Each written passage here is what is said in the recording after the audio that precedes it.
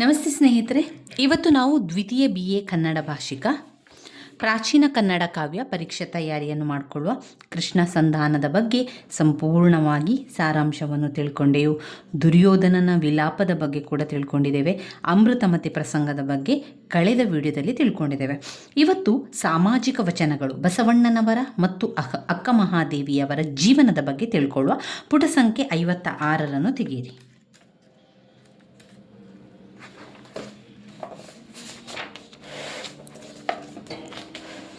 ಸಾಮಾಜಿಕ ವಚನಗಳು ಬಸವಣ್ಣ ಮತ್ತು ಅಕ್ಕ ಮಹಾದೇವಿ.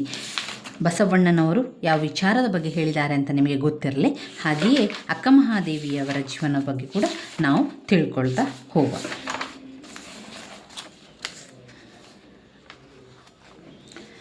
ಮೊದಲಿಗೆ ಬಸವಣ್ಣನವರ ಒಂದು ಜೀವನದ ಬಗ್ಗೆ, ಬಸವಣ್ಣನವರ ಬೋಧನೆಯ ಬಗ್ಗೆ ಸಾರಾಂಶವನ್ನು ಕೊಟ್ಟಿದ್ದಾರೆ, ಅದನ್ನು ನೋಡ್ಕೊಳ್ತಾ ಹೋಗುವ. ಸಮಾಜದ ಉದ್ಧಾರಕ್ಕಾಗಿ 12ನೇ ಶತಮಾನದಲ್ಲಿ ನಡೆದಂತಹ ಚಳವಳಿಯಲ್ಲಿದ್ದಂತಹ ಶಿವಶರಣರ ಅನುಭವದ ನುಡಿಗಳು ಇವೆಲ್ಲವೂ ಕೂಡ. ಇಂತಹ ಚಳವಳಿಯ ಪ್ರಮುಖ ನಾಯಕರು ನಮ್ಮ ಬಸವಣ್ಣನವರು. ಭಕ್ತಿ ಸಾಧನೆಯ ಮಾರ್ಗದಲ್ಲಿ ನಡೆಯುತ್ತಲೇ ಸಮಾಜದ ಉದ್ಧಾರಕ್ಕಾಗಿ ಶ್ರಮಿಸಿದಂಥವರು. ಅವರ ಆಯ್ದ ಸಾಮಾಜಿಕ ವಚನಗಳು ನಮಗೆ ಇಲ್ಲಿ ಕೊಟ್ಟಿರುವಂಥದ್ದು. ಮುಖ್ಯವಾಗಿ ಅವರು ತಿಳಿಸುವಂತಹ 2 ವಿಚಾರ, ಅಂತರಂಗ ಶುದ್ಧಿ ಮತ್ತು ಬಹಿರಂಗ ಶುದ್ಧಿ. ಎರಡೂ ಇದ್ದರೆ ಮಾತ್ರ ಪರಮಾತ್ಮನಲ್ಲಿ ಏಕತೆಯನ್ನು ಸಾಧಿಸಬಹುದೆಂದು ಬಸವಣ್ಣನವರು ತಿಳಿದಿದ್ದು. ಅದಕ್ಕಾಗಿ ಸಪ್ತಶೀಲಗಳನ್ನು ವಿವರಿಸಿದ್ದಾರೆ. ಅಂದರೆ ಮುಖ್ಯವಾಗಿ ಇಲ್ಲಿ ಬಸವಣ್ಣನವರ ಬಗ್ಗೆ ನಾವು ಬರಿತಾ ಇದ್ದೇವೆ ಅಂತಾದರೆ ಮೊದಲ ಪಾಯಿಂಟ್ಸ್ ಆಗಿ ನಾವು ತೆಗೆದುಕೊಳ್ಬೇಕಾಗಿರುವಂಥದ್ದು ಅಂತರಂಗ ಶುದ್ಧಿ ಮತ್ತು ಬಹಿರಂಗ ಶುದ್ಧಿಯನ್ನು. ಅಂದರೆ ನಮ್ಮ ಒಳಗಿನ ಅಂತರಂಗ ನಾವು ಶುದ್ಧಿ ಮಾಡಬೇಕು, ಅದರ ಜೊತೆಗೆ ಬಹಿರಂಗವಾಗಿ ಕೂಡ ಹೊರಗಿನಿಂದಲೂ ಕೂಡ ನಾವು ಶುದ್ಧ ಇರಬೇಕು. ಅಂತರಂಗ ಶುದ್ಧಿ ಮತ್ತು ಬಹಿರಂಗವಾಗಿ ಶುದ್ಧವಾಗಿರಬೇಕು ಎನ್ನುವಂಥದ್ದನ್ನು ಅವರು ಹೇಳುವಂಥದ್ದು. ನುಡಿ ಹೇಗಿರಬೇಕು ಎನ್ನುವುದನ್ನು ತಿಳಿಯುವುದರ ಜೊತೆಗೆ ಮಾತನಾಡುವ ರೀತಿಯಲ್ಲಿಯೇ ನಡತೆಯೂ ಕೂಡ ಇರಬೇಕೆಂದು ಬಸವಣ್ಣನವರು ಪ್ರತಿಪಾದನೆ ಮಾಡಿದ್ದಾರೆ.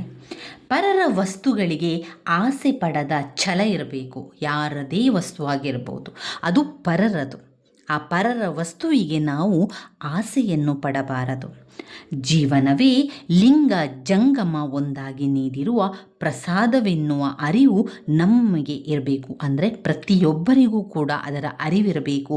ಜೀವನ ಎನ್ನುವಂಥದ್ದು ಲಿಂಗ ಮತ್ತು ಜಂಗಮ ಒಂದಾಗಿ ನೀಡಿರುವ ಪ್ರಸಾದ. ಆಧ್ಯಾತ್ಮದ ಚಿಂತನೆಯನ್ನು ಮೃತ್ಯುವಿಗೆ ಹತ್ತಿರವಾದಾಗ ಮಾಡಲಾಗುವುದಿಲ್ಲ. ದೇಹ ಮನಸ್ಸುಗಳು ಸುಸ್ಥಿತಿಯಲ್ಲಿ ಇರಬೇಕಾದಾಗಲೇ ಅದನ್ನೆಲ್ಲವನ್ನು ಕೂಡ ಮಾಡಬೇಕು. ಅಂದರೆ ಇಲ್ಲಿ ಬಸವಣ್ಣನವರು ಹೇಳುವ ಮಾತು ಅಂತ ಹೇಳಿದರೆ, ನಾವು ಒಂದು ಮರಣ ಬರ್ತಾ ಇದೆ, ಮೃತ್ಯು ಬರ್ತಾ ಇದೆ, ಸಾಯ್ತಾ ಇದ್ದೇನೆ ಎನ್ನುವಂಥ ಸಂದರ್ಭದಲ್ಲಿ ನಾವು ದೇವರನ್ನು ಪೂಜೆ ಮಾಡುವಂಥದ್ದಲ್ಲ, ಶಿವನನ್ನು ಒಲಿಸುವಂಥದ್ದಲ್ಲ, ಆಧ್ಯಾತ್ಮದ ಚಿಂತನೆಯನ್ನು ಮಾಡುವಂಥದ್ದಲ್ಲ. ಅದರ ಬದಲಾಗಿ ಯಾವಾಗ ನಾವು ಸರಿಯಾದ ಸುಸ್ಥಿತಿಯಲ್ಲಿ ಇರ್ತೇವೆಯೋ, ನಮ್ಮ ದೇಹ ಯಾವಾಗ ಸರಿ ಇರ್ತದೋ, ನಮ್ಮ ಮನಸ್ಸು ಯಾವಾಗ ಸುಸ್ಥಿತಿಯಲ್ಲಿರಬೇಕು, ಆವಾಗಲೇ ನಾವು ದೇವರ ಪೂಜೆಯನ್ನು ಮಾಡ್ತಾ ಇರಬೇಕು, ಅವರ ಪ್ರಾರ್ಥನೆಗಳನ್ನು ಮಾಡ್ತಾ ಇರಬೇಕು, ಆಧ್ಯಾತ್ಮದ ಚಿಂತನೆಯನ್ನು ಮಾಡ್ತಾ ಇರಬೇಕು. ಅದಕ್ಕೆಂದೇ ನನ್ನ ಇಂದ್ರಿಯಗಳನ್ನು ಹಿಡಿತದಲ್ಲಿರಿಸಿ ಅನ್ಯ ವಿಷಯಕ್ಕೆ ಮನಸ್ಸು ಹೋಗದಂತೆ ಮಾಡೆಂದು ಕೂಡಲ ಸಂಗಮನಲ್ಲಿ ಶರಣಾಗಿದ್ದಾರೆ. ದೇಹ ಮನಸ್ಸುಗಳು ದೇವ ಆವಾಸಸ್ಥಾನದಂತೆ ಶುಚಿಯಾಗಿರಬೇಕು. ಮಾನವ ದೇಹವನ್ನು ಅತಿಯಾಗಿ ಪ್ರೀತಿಸಬಾರದು. ಸಾವಿನ ನಂತರ ಅದಕ್ಕಾವ ಬೆಲೆಯೂ ಕೂಡ ಇಲ್ಲ.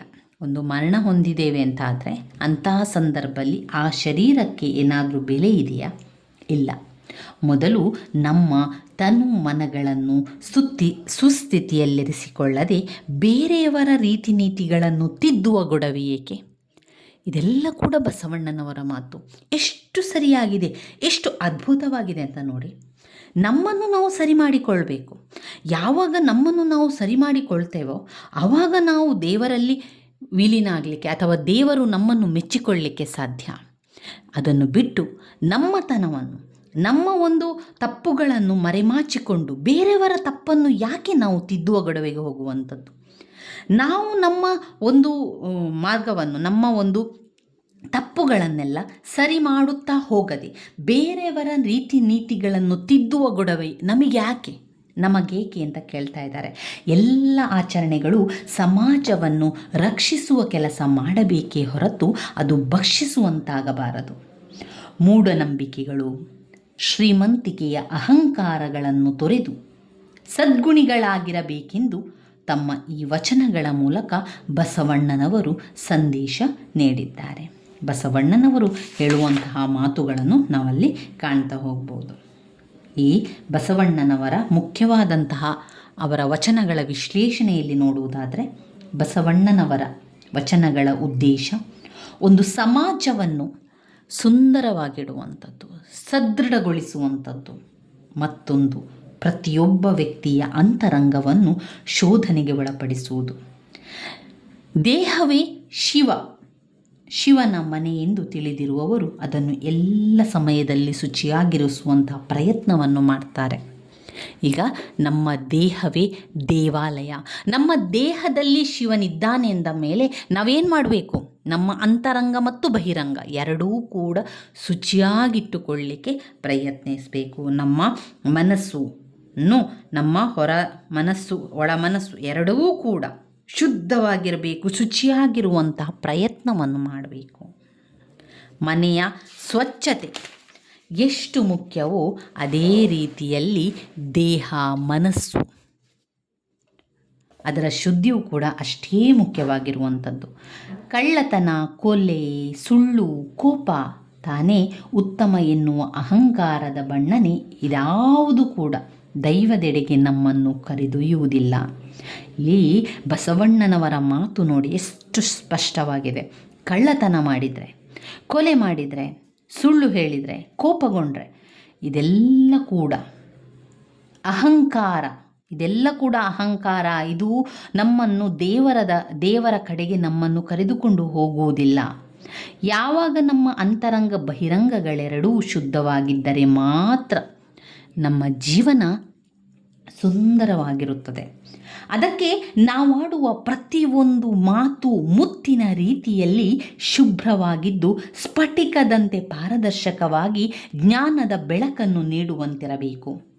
ಬರೀ ಮಾತಿನಲ್ಲಿ ಇವೆಲ್ಲವನ್ನು ಅಳವಡಿಸಿಕೊಂಡು ನುಡಿದರೆ ಅದು ಪರಮಾತ್ಮನೆಡೆಗೆ ಒಯ್ಯುವುದಿಲ್ಲ. ನುಡಿದಂತೆ ನಡೆಯಬೇಕು. ಇವೆರಡೂ ಒಂದಾದಾಗ ಮಾತ್ರ ಶಿವ ಮೆಚ್ಚುತ್ತಾನೆ. ಶಿವಶರಣನಾದವನಿಗೆ ಸಾಧನೆಯ ಹಾದಿಯಲ್ಲಿ ಕ್ರಮಿಸಲು ಬದ್ಧತೆಗಳಿರಬೇಕು. ಪರಧನ, ಪರಸತಿ, ಪರದೈವಗಳನ್ನು ಬೇಡವೆನ್ನುವ ಛಲ, ಅದರ ಜೊತೆಗೆ ಲಿಂಗ ಜಂಗಮ ಒಂದೇ ಎನ್ನುವ ಭಾವವಿರಬೇಕು. ಇದೆಲ್ಲ ಇದ್ದರೂ ಕೂಡ ಮನಸ್ಸೆನ್ನುವುದು ನಿಯಂತ್ರಣವಿಲ್ಲದೆ ಹರಿದು ಬಿಡುತ್ತದೆ. ಇಂದ್ರಿಯ ನಿಗ್ರಹವಾಗದಿದ್ದರೆ ಮನಸ್ಸು ಸದಾ ಅನ್ಯ ವಿಷಯದೆಡೆಗೆ ಹರಿಯುತ್ತಿರುತ್ತದೆ. ಅಂತಹುದರಿಂದ ತಪ್ಪಿಸಿಕೊಳ್ಳಲು ಮತ್ತೆ ಶಿವನನ್ನು ಶರಣು ಹೋಗುವುದಲ್ಲದೆ ಅನ್ಯ ಮಾರ್ಗವಿರುವುದಿಲ್ಲ. ಇಲ್ಲಿ ಬಸವಣ್ಣನವರು ನಮಗೆ ಹೇಳುವಂಥ ವಿಚಾರ ಕೂಡ ಅಷ್ಟೇ. ನಿನ್ನನ್ನು ನೀನು ಸಂತೈಸಿಕೋ. ನೆರೆಯವರ ದುಃಖಕ್ಕೆ ಅಳುವುದರಿಂದ ಏನೂ ಪ್ರಯೋಜನವಿಲ್ಲ. ನೀನು ನೆರೆಯವರ ದುಃಖಕ್ಕೆ ನೀನು ಅಳ್ತಾ ಇದ್ದೀಯ ಅಂತ ಹೇಳಿದರೆ ಅದು ಯಾವ ಪ್ರಯೋಜನವೂ ಇಲ್ಲ. ಮೊದಲು ನಿನ್ನನ್ನು ಸಂತೈಸಿಕೋ, ನಿನ್ನನ್ನು ಸಮಾಧಾನಪಡಿಸಿಕೋ. ಕಾಯುವ ಕೆಲಸ ಮಾಡಬೇಕಾದ ನಮ್ಮ ನಡೆ ನುಡಿಗಳೇ ಕೊಲ್ಲುವ ಕೆಲಸ ಮಾಡತೊಡಗಿದರೆ ಸಮಾಜ ಉದ್ಧಾರ ಎಲ್ಲಿಂದ ಸಾಧ್ಯ? ಮೂಢನಂಬಿಕೆಗಳಿಗೆ ಒಳಗಾಗದೆ ನಿಜವಾದ ಅರ್ಥದಲ್ಲಿ ಕರ್ಮಗಳನ್ನಾಚರಿಸಬೇಕು. ಬಸವಣ್ಣನವರ ಮಾತು ಇಷ್ಟೇ. ಅಂತರಂಗ ಬಹಿರಂಗ ಶುದ್ಧವಾಗಿರಬೇಕು. ನಿನ್ನನ್ನು ನೀನು ಸಂತೈಸಿಕೊಳ್ಳಬೇಕು. ಒಳ್ಳೆಯ ನಡೆ ನುಡಿ ನಿನ್ನಲ್ಲಿರಬೇಕು. ಕಳ್ಳತನ, ಕೊಲೆ, ಸುಳ್ಳು, ಕೋಪ ಅದೆಲ್ಲ ಕೂಡ ಅಹಂಕಾರ. ಅದು ದೇವರ ಕಡೆಗೆ ನಿನ್ನನ್ನು ಕೊಂಡೊಯ್ಯುವುದಿಲ್ಲ. ಯಾವಾಗ ಅಂತರಂಗ ಬಹಿರಂಗಗಳೆರಡೂ ಶುದ್ಧವಾಗಿರ್ತದೋ ಆಗ ಮಾತ್ರ ಆ ಜೀವನ ತುಂಬ ಸುಂದರವಾಗಿರುತ್ತದೆ. ಲೌಕಿಕ ಜಂಜಾಟದಲ್ಲಿ ಮುಳುಗುವ ಪ್ರತಿಯೊಬ್ಬರೂ ಚಿಂತಿಸುವುದು, ಎಲ್ಲ ಕೆಲಸಗಳಾದ ಮೇಲೆ ಪರಮಾರ್ಥ ಚಿಂತನೆಯಲ್ಲಿ ತೊಡಗುತ್ತೇನೆಂದು ದೇಹ ವೃದ್ಧಾಪ್ಯದಿಂದ ಶಿಥಿಲವಾಗಿ ಮೃತ್ಯು ಹತ್ತಿರವಾಗಿರುವಾಗ ದೈವ ಚಿಂತನೆ ಆರಂಭಿಸುವುದಾದರೆ ಹೇಗೆ? ಅದಕ್ಕೆ ಮೊದಲೇ ಪರತತ್ವ ಚಿಂತನೆಯ ಆರಂಭವಾಗಬೇಕು. ತನ್ನನ್ನು ತಾನು ತಿದ್ದಿಕೊಳ್ಳಲು ಸಾಧ್ಯವಾಗದೆ ಲೋಕದ ಎಲ್ಲರನ್ನು ತಿದ್ದುವ ಡಾಂಬಿಕತೆಯನ್ನು ಬಸವಣ್ಣನವರು ನೇರವಾಗಿಯೇ ಪ್ರಶ್ನಿಸುತ್ತಾರೆ. ನಿನ್ನನ್ನು ನೀನು ಸಂತೈಸಿಕೋ, ನೆರೆಯವರ ದುಃಖ ಕೇಳುವುದರಿಂದ ಏನೂ ಪ್ರಯೋಜನವಿಲ್ಲವೆಂದು ತಿಳಿ ಹೇಳುತ್ತಾರೆ. ಕಾಯುವ ಕೆಲಸ ಮಾಡಬೇಕಾದ ನಮ್ಮ ನಡೆ ನುಡಿ ಕೊಲ್ಲುವ ಕೆಲಸ ಮಾಡತೊಡಗಿದರೆ ಸಮಾಜ ಹೇಗೆ ಉದ್ಧಾರ ಆದೀತು? ಅಂದರೆ ನಮ್ಮ ನಡೆ ನುಡಿ ಇನ್ನೊಬ್ಬರನ್ನು ಸಾಯಿಸುತ್ತದೆ, ಇನ್ನೊಬ್ಬರನ್ನು ಕೊಲ್ಲುತ್ತದೆ ಅಂತ ಆದರೆ ಈ ಸಮಾಜ ಹೇಗೆ ಉದ್ಧಾರ ಆಗ್ತದೆ? ಮಾತು ಮುತ್ತಿನಂತಿರಬೇಕು. ಎಲ್ಲಿಂದ ಸಾಧ್ಯ ಮೂಢನಂಬಿಕೆಗಳಿಗೆ ಒಳಗಾಗದೆ ನಿಜವಾದ ಅರ್ಥದಲ್ಲಿ ಕರ್ಮಗಳನ್ನಾಚರಿಸಬೇಕು. ಸಮಾಜ ಉದ್ಧಾರ ಎಲ್ಲಿಂದ ಸಾಧ್ಯ? ಈ ರೀತಿ ಮಾಡಿದರೆ ಇಲ್ಲ, ಆ ರೀತಿ ಮಾಡಬಾರ್ದು. ಮೂಢನಂಬಿಕೆಗಳಿಗೆ ಒಳಗಾಗದೆ ನಿಜವಾದ ಅರ್ಥದಲ್ಲಿ ಕರ್ಮಗಳನ್ನು ಆಚರಿಸಬೇಕು. ಸಿರಿತನದ ಮದದಿಂದ ನಡೆದರೆ, ಸರಿಯಾದ ಗುಣದ ಶ್ರೀಮಂತಿಗೆ ಇಲ್ಲದಿದ್ದರೆ ಹೊರನೋಟಕ್ಕೆ ಮಾಡುವ ಯಾವ ಪೂಜೆಗಳು ಪ್ರಯೋಜನವೇ ಇಲ್ಲ ಎಂದಿದ್ದಾರೆ ಬಸವಣ್ಣನವರು. ಬಸವಣ್ಣನವರ ಭಕ್ತಿ ಸಾಧನೆಯಲ್ಲಿ ಭಾವನೆಯ ಉದ್ವೇಗವಿದೆ, ತತ್ವ ಚಿಂತನೆಯ ದರ್ಶನವಿದೆ, ಲೋಕಹಿತಕ್ಕಾಗಿಯೇ ಕರಗಬಲ್ಲ ಅನುಕಂಪತೆಯ ಮಿಡಿತವಿದೆ. ಅವರ ಭಕ್ತಿ ಕೇವಲ ಭಾವಾವೇಶದ ಹುಚ್ಚು ಹೊಳೆಯಲ್ಲ. ಅಂತೆಯೇ ನೀರಸ ತತ್ವ ಜಿಜ್ಞಾಸೆಯು ಚರ್ವಣಗಳ ಚಿಕಂತೆಯೂ ಅಲ್ಲ. ಅಪಾರ ತತ್ವಾನುಭವದ ದರ್ಶನದಿಂದ ದೀಪ್ತವಾಗಿದೆ. ಬುದ್ಧಿಯ ಬೆಳಕಿನಿಂದ ಭಾವನೆಗಳನ್ನು ಪಳಗಿಸಿ ಪರಿಶುದ್ಧಗೊಳಿಸಿ ನಿಶ್ಚಿತ ಗುರಿಯ ಕಡೆಗೆ ಹರಿಯಬಿಟ್ಟಿರುವ ಸಂಯಮದ ಗಂಭೀರ ವಾಹಿನಿಯಾಗಿದೆ. ಅವರ ಪ್ರಕಾರ ಅಂತರಂಗ ಬಹಿರಂಗ ಶುದ್ಧಿ. ದೇಹ ಮನಸ್ಸುಗಳು ಸುಸ್ಥಿತಿಯಲ್ಲಿರಬೇಕಾದರೆ ನಾವು ದೇವರ ಧ್ಯಾನ, ದೇವರ ಪೂಜೆಗಳನ್ನು ಮಾಡಬೇಕು, ಆಧ್ಯಾತ್ಮದ ಕಡೆಗೆ ಗಮನವನ್ನು ಇಟ್ಟುಕೊಳ್ಳಬೇಕು ಅಂತ ಹೇಳಿದ್ದಾರೆ. ಇಲ್ಲಿ ಬಂದಿರುವಂತಹ ಕಠಿಣ ಪದಗಳ ಅರ್ಥಗಳನ್ನು ನೋಡ್ಕೊಳ್ಳಿ. ಹೆಳವ ಅಂದರೆ ಕಾಲಿಲ್ಲದವನು, ರಜ ಅಂದರೆ ಕಸ, ಹದುಳ ಅಂದರೆ ಕ್ಷೇಮ, ವ್ಯಾಧ ಅಂದರೆ ಬೇಡ, ಹುಸಿ ಸುಳ್ಳು.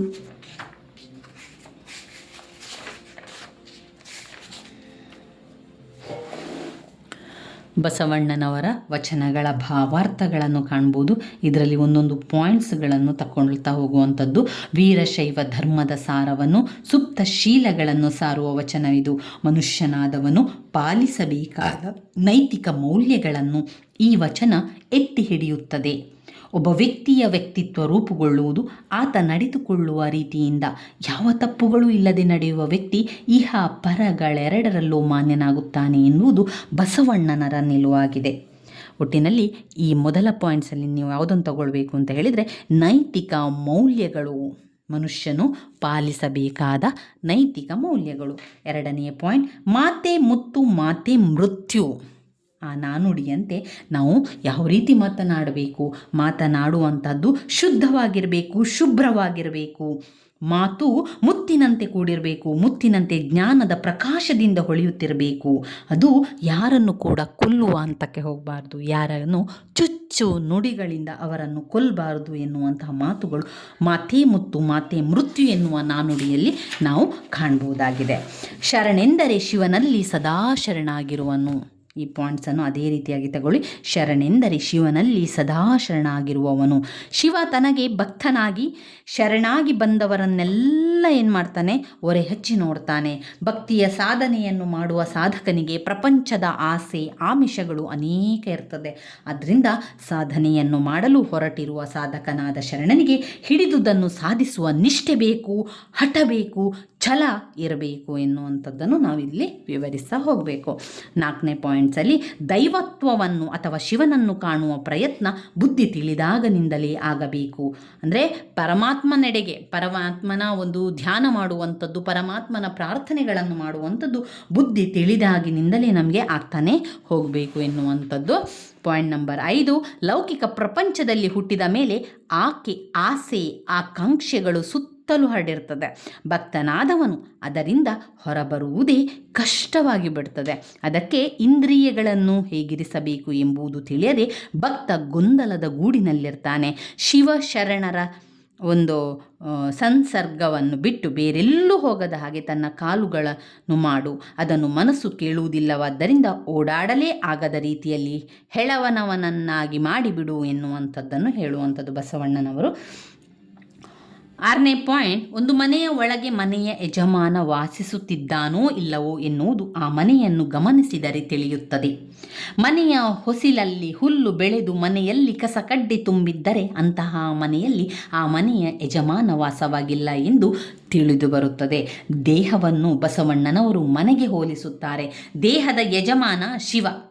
ಯಾವಾಗ ಶರೀರದಲ್ಲಿ ಶಿವ ವಾಸವಾಗಿರುತ್ತಾನೋ ಅಂತಹ ವ್ಯಕ್ತಿ ಸಜ್ಜನನಾಗಿದ್ದು ಅಂತರಂಗ ಬಹಿರಂಗ ಶುದ್ಧಿಗಳನ್ನು ಪಡೆದು ಸದಾಚಾರದಿಂದ ಕಂಗೊಳಿಸುತ್ತಿರುತ್ತಾನೆ.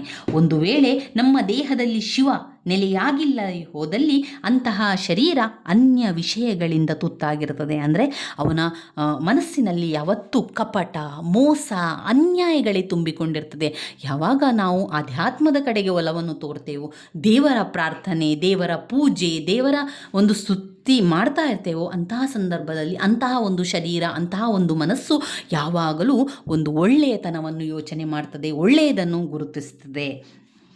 ಮನುಷ್ಯ ತನ್ನ ಜೀವನದ ಗುರಿ ಏನು ಎನ್ನುವುದನ್ನು ನಿಖರವಾಗಿ ಕಂಡುಕೊಳ್ಳಬೇಕು.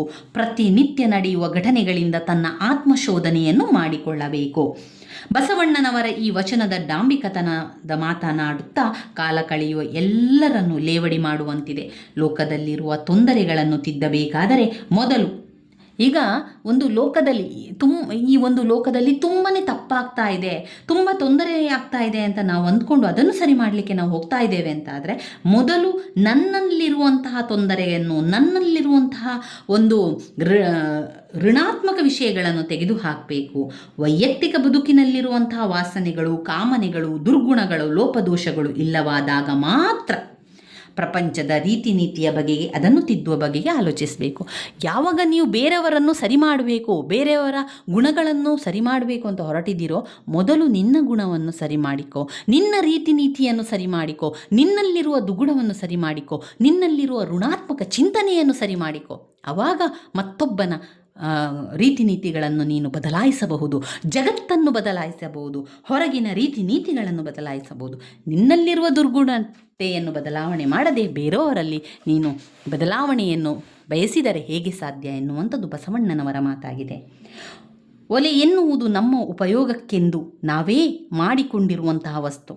ಅದರಲ್ಲಿ ಬೆಂಕಿ ಹತ್ತಿ ಉರಿದರೆ ಅದರಿಂದ ಉಪಯೋಗವಿದೆ.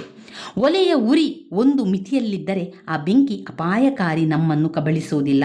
ಆದರೆ ನಮಗೆ ನೆಲೆಯಾಗಿರುವ ಭೂಮಿ ಹೊತ್ತಿ ಉರಿದರೆ ಆಶ್ರಯ ಎನ್ನುವುದೇ ಇಲ್ಲವಾಗುತ್ತದೆ. ಜೀವನಕ್ಕೆ ಬೇಕಾಗುವ ಎಲ್ಲವೂ ದೊರೆಯುವುದು ಭೂಮಿಯಿಂದಲೇ. ಅದು ಬೆಂಕಿಯಂತೆ ಉರಿಯತೊಡಗಿದರೆ ಬದುಕು ಉಳಿಯುವುದೇ ಸಾಧ್ಯ ಇಲ್ಲ.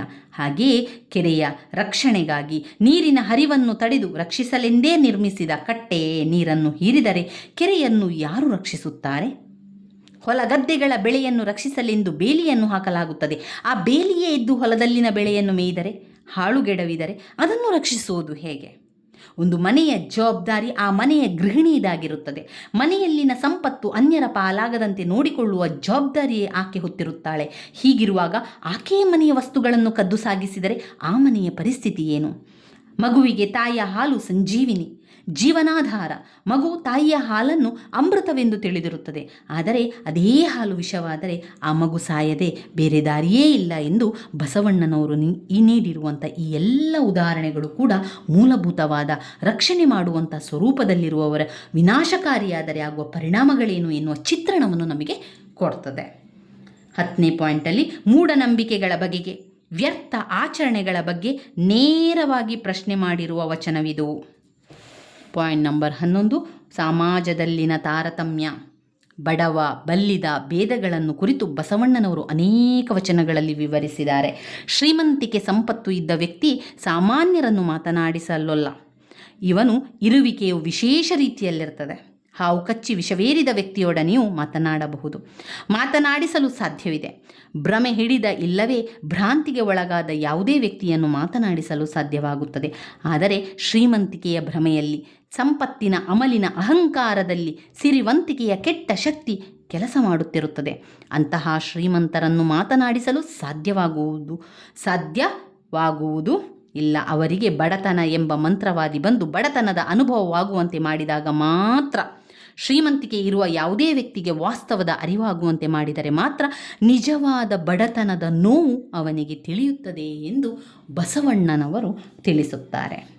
ಶಿವಶರಣರು ಸಾಧಕರಾದವರು ಅಳವಡಿಸಿಕೊಳ್ಳಬೇಕಾಗಿರುವ ಸಾಮಾಜಿಕ ಮತ್ತು ವೈಯಕ್ತಿಕ ನೀತಿಯನ್ನು ಕುರಿತು ತಮ್ಮ ವಚನಗಳಲ್ಲಿ ತಿಳಿಸುತ್ತಾ ಹೋಗ್ತಾರೆ. ಹಣ, ಶ್ರೀಮಂತಿಕೆ ಇಲ್ಲದೇ ಇದ್ದರೂ ಮನಸ್ಸಿನ ನಡವಳಿಕೆ ಬಡತನವಿರಬಾರದು ಎನ್ನುತ್ತಾರೆ. ಬಸವಣ್ಣನವರು ಅರಸಿ ಬಂದಂತಹ ಯಾವುದೇ ವ್ಯಕ್ತಿಯನ್ನು ಅವರು ಯಾರೇ ಆಗಲಿ ಒಳಗೆ ಕರೆದು ಉಪಚರಿಸಿ ಬಂದ ಕಾರಣವೇನು, ಚೆನ್ನಾಗಿರುವಿರಾ ಎನ್ನುವ ಕುಶಲ ಪ್ರಶ್ನೆಗಳನ್ನಾದರೂ ಕೇಳಿ, ಇದರಿಂದ ನಿಮ್ಮ ದೇಹದ ಸಿರಿ ಹಾರಿ ಹೋಗುವುದಿಲ್ಲ. ಮನೆಗೆ ಬಂದ ಅತಿಥಿಯನ್ನು ಕುಳಿತುಕೊಳ್ಳಿ ಎಂದರೆ ನಿಮಗೆ ಸೇರಿದ ನೆಲವೇನು ಗುಂಡಿ ಬೀಳುವುದಿಲ್ಲ. ಬಂದವರನ್ನು ಕಂಡ ತಕ್ಷಣವೇ ಯಾವ ಅಹಂಕಾರವನ್ನು ತೋರಿಸಿದೆ ಮಾತನಾಡಿದರೆ ನಿಮ್ಮ ತಲೆ ಹೊಟ್ಟೆಗಳು ಯಾವ ಕಾರಣ ಕೊಡೆಯುವುದಿಲ್ಲ. ಕೊಡಲು ನಿಮ್ಮಲ್ಲಿ ಏನೂ ಇಲ್ಲದಿದ್ದರೂ ಯಾವ ದೈವವೂ ಮುನಿಸುವುದಿಲ್ಲ. ಆದರೆ ಒಳ್ಳೆಯ ಗುಣಗಳಿಲ್ಲದಿದ್ದರೆ ಮಾತ್ರ ದೈವ ಮೂಗು ಕೊಯ್ಯದೆ ಬಿಡುವುದಿಲ್ಲ. ಎಂದರೆ ಅಹಂಕಾರಕ್ಕೆ ತಕ್ಕ ಶಾಸ್ತಿ ಮಾಡದಿರುವುದಿಲ್ಲ. ಯಾವುದೇ ವ್ಯಕ್ತಿ ಇತರರು ತನಗೆ ಏನು ಮಾಡಬಾರದೆಂದು ಬಯಸುತ್ತಾನೋ ಅದನ್ನು ತಾನು ಬೇರೆಯವರಿಗೆ ಮಾಡಬಾರದು. ಇದು ಸಾಮಾಜಿಕ ಬದುಕಿನ ಮೂಲ ಮಂತ್ರ ಅಂತ ಬಸವಣ್ಣನವರು ಇಲ್ಲಿ ವಿವರಿಸ್ತಾ ಇರುವಂಥದ್ದು. ಇವಿಷ್ಟು ನೀವು ಬಸವಣ್ಣನವರ ವಚನಗಳಲ್ಲಿ ಬಸವಣ್ಣನವರ ಬಗ್ಗೆ ಕೇಳಿದಾಗ ಬರಿತಾ ಹೋಗಬೇಕಾಗಿರುವಂಥದ್ದು. ಇನ್ನು ಅಕ್ಕ ಮಹಾದೇವಿಯವರ ಜೀವನದ ಬಗ್ಗೆ ಅವರು ಕೇಳಿದ್ದಾರೆ. ಅಕ್ಕ ಮಹಾದೇವಿಯ ಜೀವನದ ಬಗ್ಗೆ ಹೇಳಬೇಕಾದ್ರೆ ಮೊದಲು ಅಕ್ಕ ಮಹಾದೇವಿಯ ವಚನಗಳ ಒಂದು ಸಾರಾಂಶವನ್ನು ತಿಳಿತಾ ಹೋಗುವ. ಅಕ್ಕ ಮಹಾದೇವಿ ಒಬ್ಬ ಶ್ರೇಷ್ಠ ವಚನಕಾರ್ತಿ. ಎಲ್ಲವನ್ನು ತೊರೆದು ದಿಟ್ಟಳಾಗಿ ಚೆನ್ನಮಲ್ಲಿಕಾರ್ಜುನನನ್ನು ಅರಸಲು ಹೊರಟವಳು. ಆಕೆಯ ವಚನಗಳು ಅನುಭವದಿಂದ ಪರಿಪಕ್ವಗೊಂಡಿರುವ ಅಣಿಮುಕ್ತುಗಳಾಗಿದೆ. ಮಲ್ಲಿಕಾರ್ಜುನ ಒಲಿಯಬೇಕಾದರೆ ಮನ, ಭಾವ, ತ್ರಿಕರಣ ಶುದ್ಧಿ ಇದ್ದು ಪರಿಣಾಮಿಗಳಾಗಿರಬೇಕು. ಶಿವನ ನಿಲುವು ಎಲ್ಲಿ ಅಡಗಿದೆ, ಹೇಗಿದೆ ಎನ್ನುವ ಅರಿವೇ ಶ್ರೇಷ್ಠ. ಭಾವದ ಮನೆಯಲ್ಲಿರುವ ಆ ಬ್ರಹ್ಮವನ್ನು ತಿಳಿಯುವ ಪ್ರಯತ್ನ ಮಾಡಬೇಕು. ಪ್ರಕೃತಿಯಲ್ಲಿರುವ ಚರಾಚರ ವಸ್ತುಗಳು ಭಗವಂತನ ಸೃಷ್ಟಿ. ಅಲ್ಲಿ ನಡೆಯುವುದೆಲ್ಲವೂ ಮನುಕುಲದ ಒಳಿತಿಗಾಗಿ ಎಂದು ಪರಿಭಾವಿಸಬೇಕು. ದೈವ ದರ್ಶನ ಮಾಡಬೇಕು ಎನ್ನುವುದು ಅಕ್ಕನ ನಿಲುವು. ಲೋಕದ ವೈಚಿತ್ರ್ಯಗಳಿಗೆ ಹೆದರಿ ಓಡುವುದರಿಂದ ಪ್ರಯೋಜನವಿಲ್ಲ. ಎಲ್ಲವನ್ನು ಎದುರಿಸಲು ತಾಳ್ಮೆ, ಸಮಾಧಾನಗಳನ್ನು ಹೊಂದಬೇಕು. ಮಾಯೆಯ ಸಂಸಾರದ ತೆರೆಯನ್ನು ಸರಿಸಿ ಭವವನ್ನು ದಾಟಬೇಕು. ಹಾಗೆ ದಾಟಲು ಅನೇಕ ಅಡ್ಡಿ ಆತಂಕಗಳಿರಬಹುದು. ದೇವರು ನೀಡುವ ಎಲ್ಲ ಪರೀಕ್ಷೆಗಳನ್ನು ಸಾಧನೆಯಿಂದ ಗೆದ್ದು ಲಿಂಗಾಂಗ ಸಾಮರಸ್ಯವನ್ನು ಸಾಧಿಸಿ ಚೆನ್ನಮಲ್ಲಿಕಾರ್ಜುನನಿಗೆ ಶರಣಾಗಬೇಕು ಎಂದು ತನ್ನ ನಿಲುವನ್ನು ಅಕ್ಕ ಮಹಾದೇವಿ ಈ ವಚನದಲ್ಲಿ ವ್ಯಕ್ತಪಡಿಸಿದ್ದಾಳೆ. ಇಲ್ಲಿ ಅಕ್ಕ ಮಹಾದೇವಿಯವರು ಚೆನ್ನಮಲ್ಲಿಕಾರ್ಜುನನೇ ತನ್ನ ಗಂಡ ಎಂದು ಅವಳು ನಂಬಿದ್ದಳು. ಸಂಪೂರ್ಣ ಅವನಲ್ಲಿಯೇ ಶರಣಾಗತಳಾಗಿದ್ದಳು. ಅಕ್ಕ ಮಹಾದೇವಿಯ ಭಕ್ತಿ ಮಾರ್ಗ, ರೂಪ, ಯೌವನ, ಸಂಸಾರ ಯಾವುದರ ಬಲೆಗೂ ಅಕ್ಕ ಮಹಾದೇವಿಯು ಸಿಕ್ಕದೆ ತನ್ನ ಪ್ರೇಮವನ್ನು ಚೆನ್ನಮಲ್ಲಿಕಾರ್ಜುನನಿಗಾಗಿ ಮೀಸಲಿಟ್ಟವಳು ನಮ್ಮ ಅಕ್ಕ ಮಹಾದೇವಿ.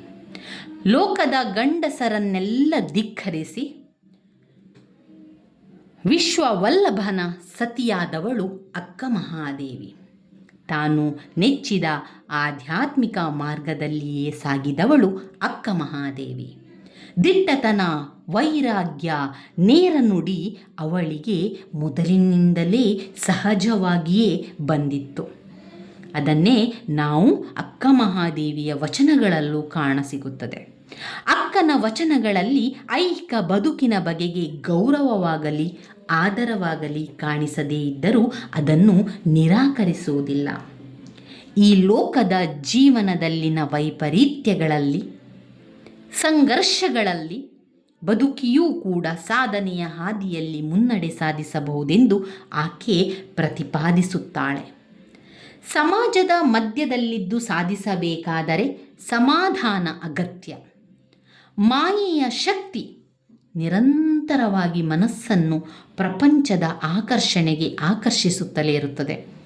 ಅದರಿಂದ ಹೊರಬಂದು ಮಾಯೆಗೆ ಅಂಜದೆ ಅದನ್ನು ದಾಟಲು ಶಿವನಿಗೆ ಶರಣಾಗಬೇಕು.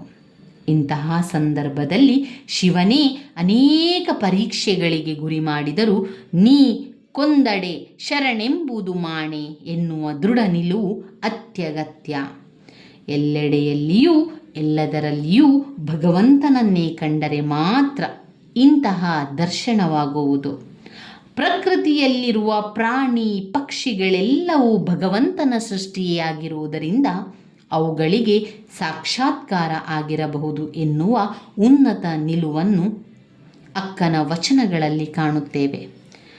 ಭಗವಂತ ಮಾಡುವ ಪ್ರಕೃತಿಯ ಎಲ್ಲ ವೈಚಿತ್ರ್ಯಗಳು ಮಾನವ ಸಂಕುಲದ ಹಿತಕ್ಕಾಗಿಯೇ. ಅಕ್ಕ ಮಹಾದೇವಿ ಶಿವನನ್ನೇ ಆತ್ಮಸಂಗಾತಿಯನ್ನಾಗಿ ಮಾಡಿಕೊಂಡು ಇಂತಹ ಕಠೋರ ಕಷ್ಟಗಳನ್ನಾದರೂ ಸಹಿಸಿ ಶಾಂತಿಯನ್ನು ಪಸರಿಸಬಲ್ಲಳು. ಹರನೇ ತನ್ನ ಗಂಡನಾಗಬೇಕೆಂದಿದ್ದ ಆಕೆ ಶಾಶ್ವತ ದಾಂಪತ್ಯವನ್ನು ಕಂಡುಕೊಂಡಿದ್ದವಳು. ಬರಿಯ ಪೂಜೆಯಿಂದ ಯಾವ ಪ್ರಯೋಜನವೂ ಇಲ್ಲ. ಭಾವಶುದ್ಧ ಇರಬೇಕು, ಹೃದಯ ಕಮಲ ಅರಳಿರಬೇಕು, ಆಗಲೇ ಶಿವನನ್ನು ಒಲಿಯಲು ಸಾಧ್ಯ ಎಂದು ಭಾವಿಸಿದವಳು. ಈ ಎಲ್ಲ ವಚನಗಳನ್ನು ಗಮನಿಸಿದಾಗ ನಮಗೆ ಅರಿವಾಗುವ ಬಹುಮುಖ್ಯ ಅಂಶ ಅಂತ ಹೇಳಿದರೆ, ಆಕೆಯ ಸತಿಪತಿ ಭಾವದ ಭಕ್ತಿಯಲ್ಲಿ ಎಲ್ಲಿಯೂ ಕೂಡ ಲೌಕಿಕದ ಪ್ರಪಂಚದ ಸುಖದ ಒಂದಂಶವೂ ಇರುವುದಿಲ್ಲ. ಜಗತ್ತನ್ನು ನೋಡುವ ಆಕೆಯ ದೃಷ್ಟಿ ಅಲೌಕಿಕವಾದದ್ದು. ಎಲ್ಲರೊಡನಿದ್ದು ಎಲ್ಲವನ್ನು ತ್ಯಜಿಸಿದ ಭಕ್ತಿಯ ಅತ್ಯುನ್ನತ ಮಟ್ಟವನ್ನು ಸಾಧಿಸಿದವಳು ಅಕ್ಕ ಮಹಾದೇವಿ. ಲಿಂಗಾಂಗ ಸಾಮರಸ್ಯವನ್ನು ಅರಿತು ಅನುಭವ ಮಂಟಪದಲ್ಲಿ ತನ್ನ ನಿಲುವನ್ನು ಅನುಭಾವವನ್ನು ಪಸರಿಸಿ ಮಲ್ಲಿಕಾರ್ಜುನನೆಂಬ ಬಯಲ ಬೆಳಗನ್ನು ನೋಡಲು ವೈರಾಗ್ಯದ ಮೆಟ್ಟಿಲುಗಳಿಂದ ಕದಳಿಯನ್ನು ಹೊಕ್ಕ ಶ್ರೇಷ್ಠ ವಚನಕಾರ್ತಿ ಅಕ್ಕ ಮಹಾದೇವಿ.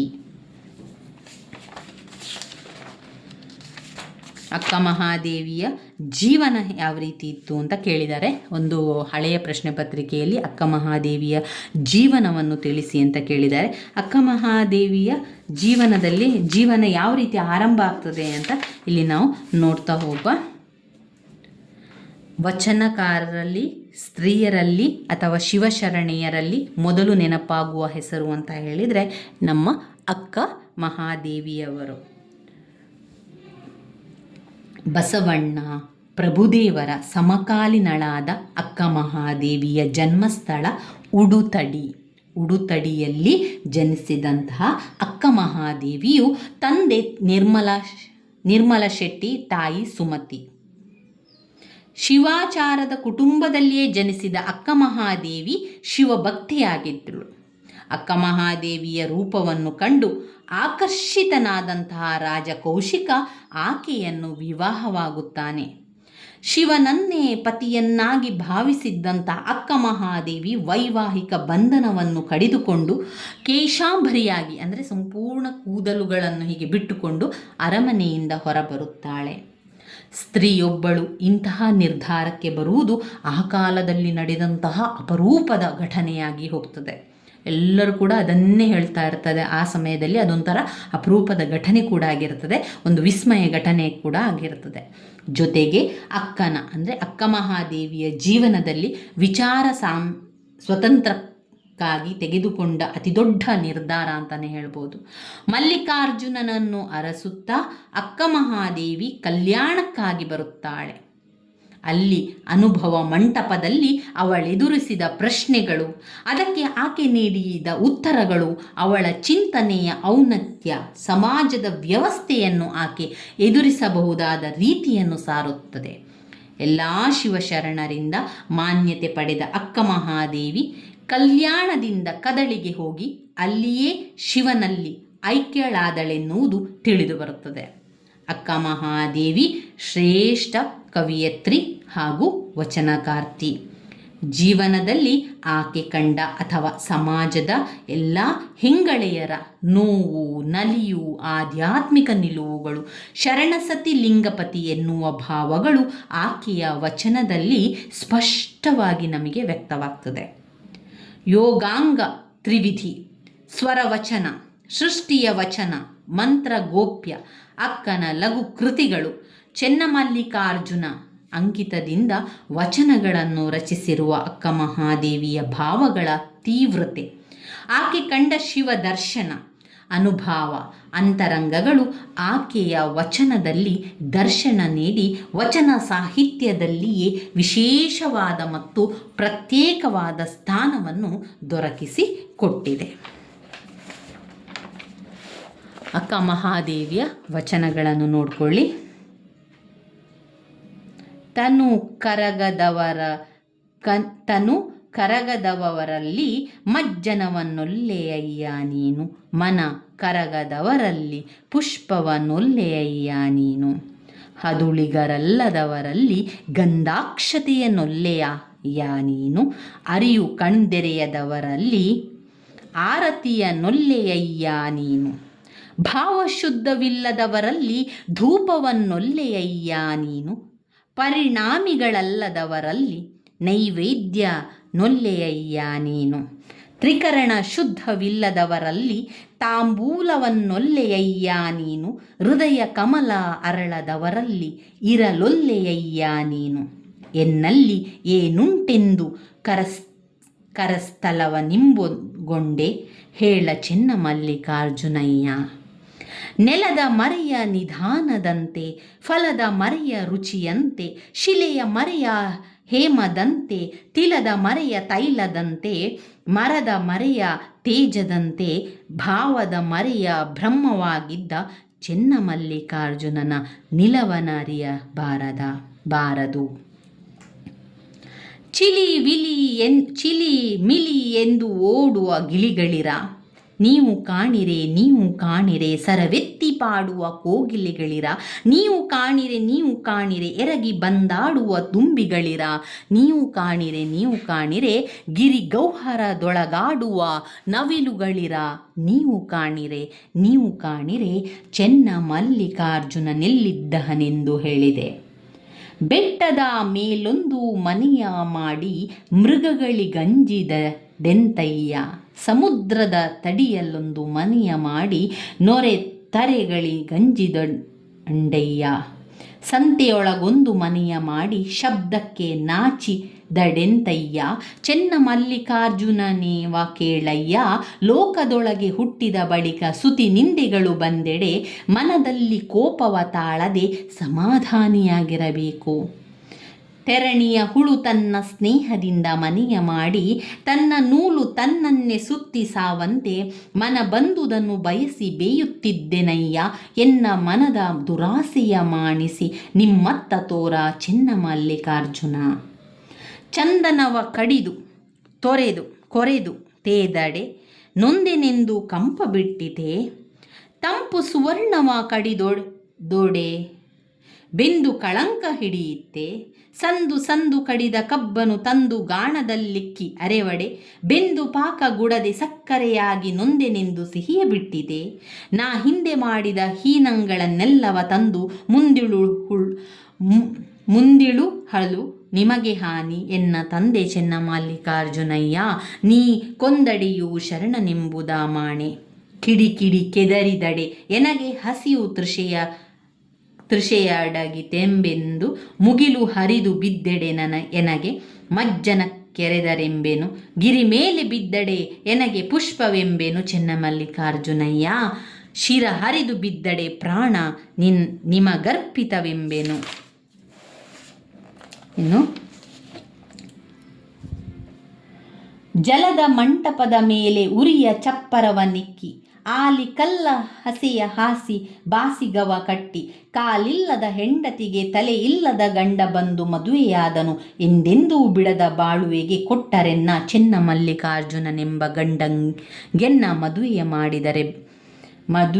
ಮಾಡಿದರೆಲೆ ಅವ್ವ, ಬಿಟ್ಟೆನೆಂದೆಡೆ ಬಿಡದಿ ಮಾಯೆ, ಬಿಡದಿದ್ದೆಡೆ ಬೆಂಬತ್ತಿತ್ತು ಮಾಯೆ. ಯೋಗಿಗೆ ಯೋಗಿನಿಯಾಯಿತ್ತು ಮಾಯೆ, ಸವಣಂಗೆ ಸವಣಿಯಾಯಿತ್ತು ಮಾಯೆ. ಯತಿಗೆ ಪರಾಕಿಯಾಯಿತ್ತು ಮಾಯೆ, ನಿನ್ನ ಮಾಯೆಗೆ ನಾನಂಜುವಳಲ್ಲ ಚೆನ್ನ ಮಲ್ಲಿಕಾರ್ಜುನ ದೇವ ನಿಮ್ಮಾಣೆ. ಹಸಿವಾದೆಡೆ ಊರೊಳಗೆ ಭಿಕ್ಷಾನ್ನಗಳನ್ನುಂಟು, ತೃಷೆಯಾದೆಡೆ ಕೆರೆ ಹಳ್ಳ ಬಾವಿಗಳುಂಟು. ಅಂಗಶೀತಕ್ಕೆ ಬೀಸಾಟ ಅರಿವೆಗಳುಂಟು, ಶಯನಕ್ಕೆ ಹಾಳು ದೇಗುಲಗಳುಂಟು. ಚೆನ್ನಮಲ್ಲಿಕಾರ್ಜುನಯ್ಯ ಆತ್ಮ ಸಂಗಾತಕ್ಕೆ ನೀ ನೆನಗುಂಟು. ಅಕ್ಕ ಮಹಾದೇವಿ ಭಕ್ತಿ ಮಾರ್ಗವನ್ನು ಹಿಡಿದು ಶಿವನನ್ನು ಕಂಡ ಮಹಾಯೋಗಿನಿ. ರಾಜವೈಭವ, ಸಂಪತ್ತು, ರೂಪ, ಯೌವನ ಎಲ್ಲವನ್ನು ತ್ಯಜಿಸಿ ಆಧ್ಯಾತ್ಮಿಕ ಮಾರ್ಗವನ್ನು ಕಂಡುಕೊಂಡ ಶಿವಶರಣೆ ಅಕ್ಕ ಮಹಾದೇವಿ. ಆಧ್ಯಾತ್ಮಿಕ ಬದುಕು ಅಂತ ಹೇಳಿದರೆ ದೇವರನ್ನು ಶ್ಲೋಕಗಳನ್ನು ಹೇಳುವಂಥದ್ದು, ದೇವರ ಸ್ತುತಿ ಮಾಡುವಂಥದ್ದು, ಪೂಜೆಗಳನ್ನು ಮಾಡುವಂಥದ್ದು, ಇದೆಲ್ಲ ಕೂಡ ಆಧ್ಯಾತ್ಮಿಕ ವಿಚಾರದ ಒಳಗೆ ಬರುವಂಥದ್ದು.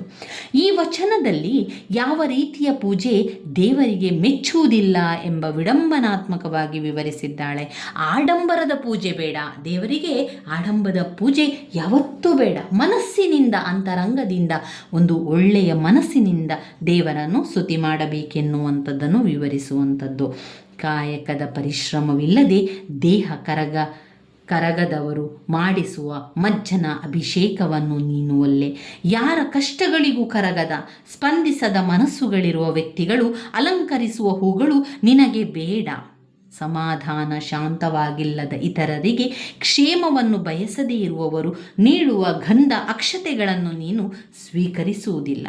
ಶಿವತತ್ವದ ಅರಿವು ಮನದಲ್ಲಿ ಕಣ್ಣು ತೆರೆಯದಿದ್ದರೆ ಅವರಿಂದ ಆರತಿಯನ್ನು ನೀನು ಬಯಸುವುದಿಲ್ಲ.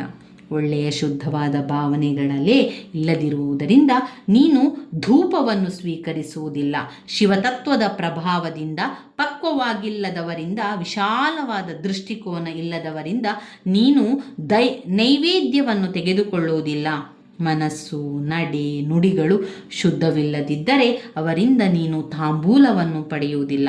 ದೈವದ ಆವಾಸಸ್ಥಾನವಾದ ಹೃದಯವೆಂಬ ಕಮಲ ನಿನಗಾಗಿ ಹಂಬಲಿಸಿ ಅರಳದಿದ್ದರೆ ನೀನು ಅಲ್ಲಿ ಇರುವುದಿಲ್ಲ. ಇಷ್ಟೆಲ್ಲ ಭಕ್ತರನ್ನು ಪರೀಕ್ಷಿಸುವ ನೀನು ಸಾಮಾನ್ಯಳಾದ ನನ್ನ ಕೈಯಲ್ಲಿ ಹೇಗೆ ಬಂದು ನೆಲೆಸಿದೆ? ಇಷ್ಟಲಿಂಗವನ್ನು ಹೇಳುವಂಥದ್ದು ಎಂದು ಅಕ್ಕ ಮಹಾದೇವಿ ವಿವರಿಸಿದ್ದಾಳೆ.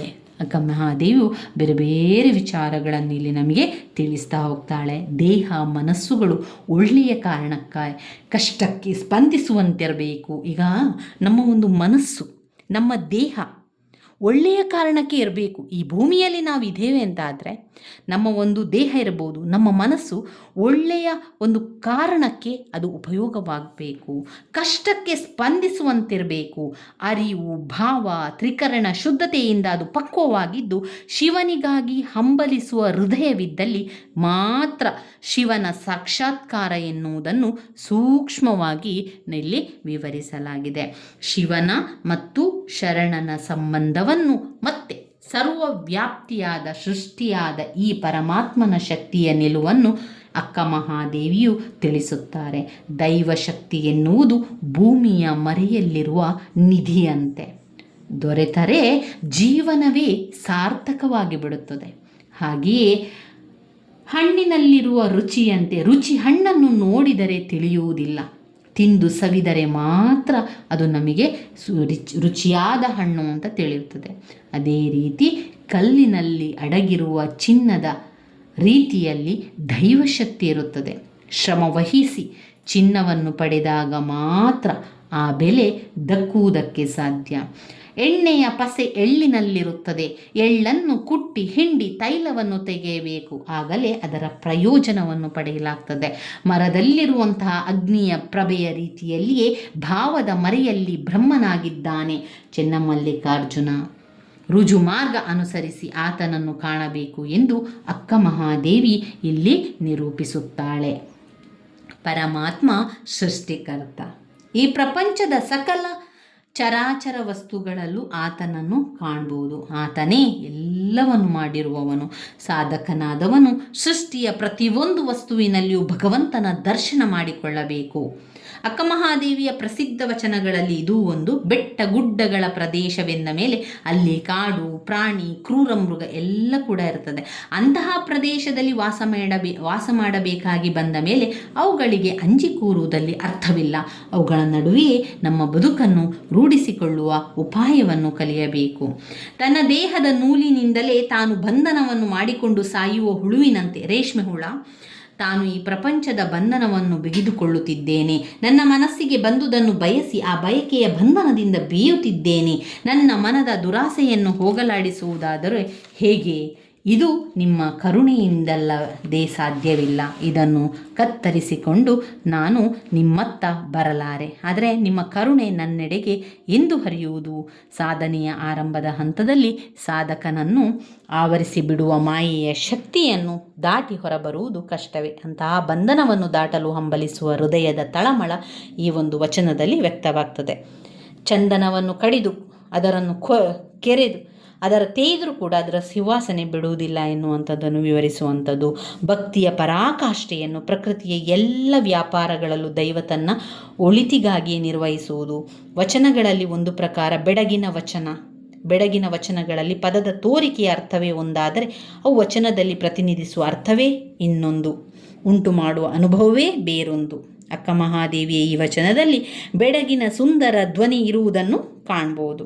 ನೀರಿನಂತೆ ಚಂಚಲವಾದ ಮನಸ್ಸೆಂಬ ಮಂಟಪದ ಮೇಲೆ ಜ್ವಾಲೆಯ ರೂಪವಾದ ಜ್ಞಾನವೆಂಬ ಚಪ್ಪರವನ್ನು ಹಾಕಿ ಅಲ್ಲಿ ದೃಷ್ಟಿ ಎನ್ನುವ ಹಸೆಮಣೆಯನ್ನು ಹಾಕಿದರೂ ಅಲ್ಲಿ ಲೌಕಿಕದ ಆಚರಣೆ ಇಲ್ಲದೆ, ಶರಣ ಸತಿಗೆ ಲೌಕಿಕದ ಬಂಧವಿಲ್ಲದೆ ಪ್ರಾಣಲಿಂಗ ಗಂಡನು ಪತಿಯಾದನು.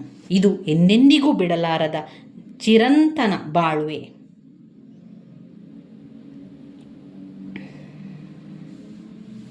ಚೆನ್ನಮಲ್ಲಿಕಾರ್ಜುನ ಎನ್ನುವ ಒಡೆಯನಿಗೆ ನನ್ನನ್ನು ಮದುವೆ ಮಾಡಿದರು ಎನ್ನುತ್ತಾಳೆ ಅಕ್ಕ ಮಹಾದೇವಿ. ಈ ರೀತಿಯಾಗಿ ಅಕ್ಕ ಮಹಾದೇವಿಯ ಜೀವನವನ್ನು ಈ ರೀತಿಯಾಗಿ ಕಾಣ್ಬೋದಾಗಿದೆ. ನಾವು ಈಗ ವಚನಗಳಾದಂತಹ ಅಕ್ಕ ಮಹಾದೇವಿಯರ ವಚನ ಮತ್ತು ಬಸವಣ್ಣನವರ ವಚನದ ವಿಚಾರವನ್ನು, ಸಾರಾಂಶವನ್ನು ತಿಳ್ಕೊಂಡೆವು.